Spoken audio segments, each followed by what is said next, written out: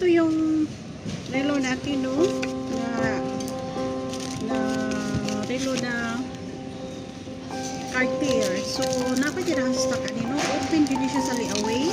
Ako siya usab o post. Ano iyang box, guys, sa Cartier, no? Na siya kung diri mga basahon. O ano iyang box sa Cartier. So, ba siya kanindot? So, bakit siya ka-nice, no? Dati dahan nagliawi aniha niya. Kani siya na siya tagiya. So, liawi na po niya siya diri sa Hong Kong. So, ready to pick up na niya. Kanusan niya kuhaon si Ma'am Mary Jane. Ayan. Super ka siya kaganda, guys, no? Ayan. Ako lang siya i-flex sa usap. Ayan. Super siya kaganda, guys. Ayan.